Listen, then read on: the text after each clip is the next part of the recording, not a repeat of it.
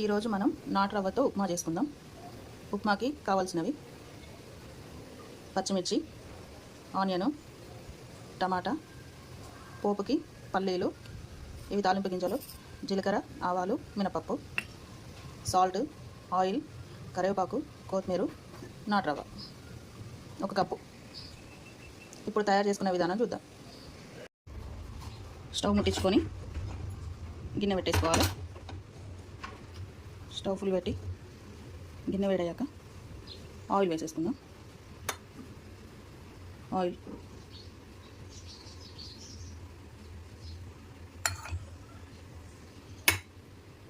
వేడయ్యాక పోపు గింజలు వేసేసుకుందాం.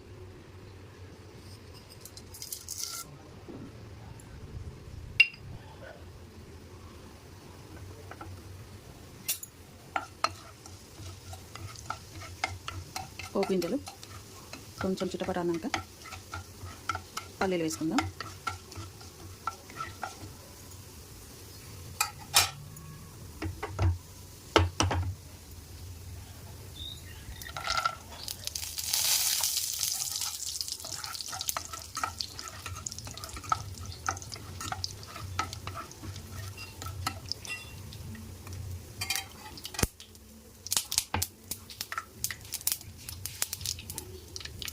పల్లీలు వేగాక పచ్చిమిర్చి వేసుకుందాం.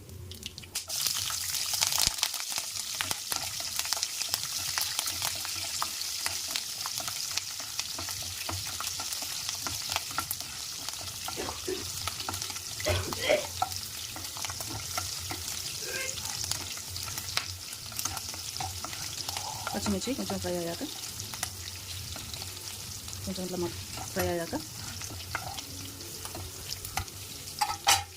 కరివేపాకు వేసుకుందాం.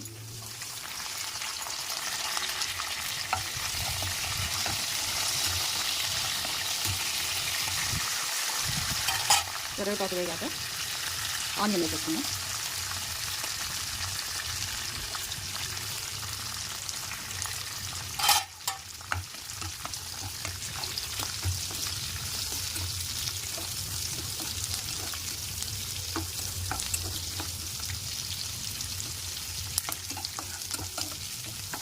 ఆనియన్ కొంచెం ఫ్రై కావాలి మంచిగా.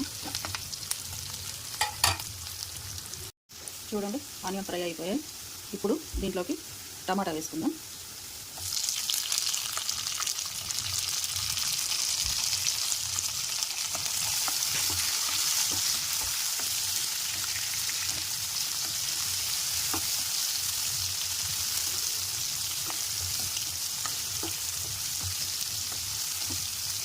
టమాటా మొత్తం మెత్తగా కావాలి కొంచెం.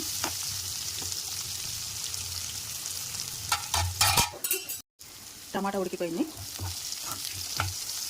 చూడండి. ఇప్పుడు దీంట్లో వాటర్ వేసుకుందాం. మనం 1 కప్పు రవ్వ తీసుకున్నాం కదా,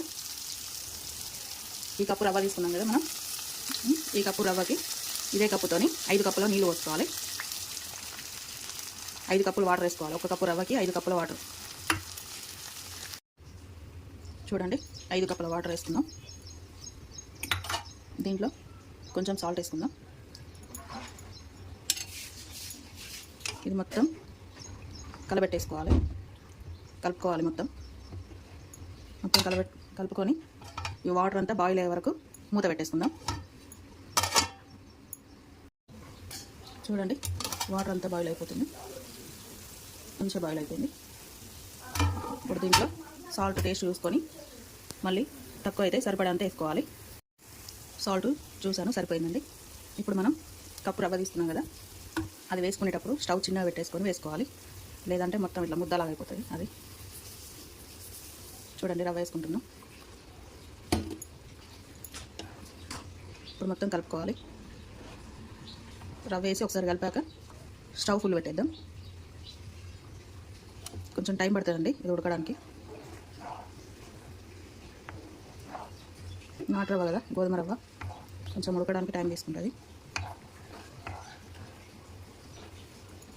మళ్ళీ మూత పెట్టేసుకుందాం. ఇలా చూడండి 2 నిమిషాల తర్వాత మూత తీస్తే ఎలా ఉందో. రవ్వ మంచిగా ఉడికిపోతుంది. వాటర్ మొత్తం ఇంకే వరకు ఉంచాలి. అప్పుడు గోధుమ రవ్వ మంచిగా ఉడుకుతుంది. మళ్ళీ మూత పెట్టేసుకుందాం.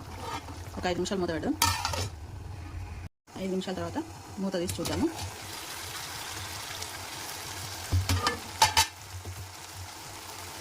చూడండి, ఉప్మా అంతా మంచిగా ఉడికిపోయింది. ఇప్పుడు దీంట్లోకి కొత్తిమీర వేసుకుందాం.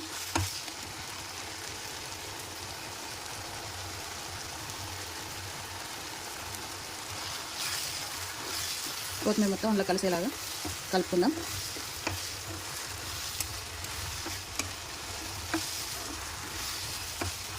చూసారా, నాటు రవ్వ ఉప్మా. దీంట్లోకి సైడ్కు పల్లి చట్నీ కానీ, టమాటా చట్నీ కానీ, పుదీనా చట్నీ కానీ ఏదైనా పెట్టుకొని తినచ్చు, బాగుంటుంది.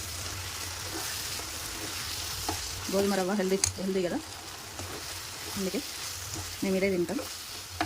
కానీ మేము ఇలాగే తింటాం, చట్నీ ఇట్లా ఏం కూడా పెట్టుకోము. మాకు ఇలాగే బాగుంటుంది కాబట్టి మేము ఇలాగే తింటాం. మీకు నచ్చితే చట్నీ పెట్టుకోండి, చట్నీ వద్దనుకుంటే ఇలాగైనా తినొచ్చు, బాగుంటుంది. ఇప్పుడు రెడీ అయిపోయింది. ఒక 5 మినిట్స్ మూత పెట్టి అలాగే వదిలేద్దాం. స్టవ్ ఆఫ్ చేస్తున్నాం, అలాగే ఉంచేద్దాం 5 మినిట్స్.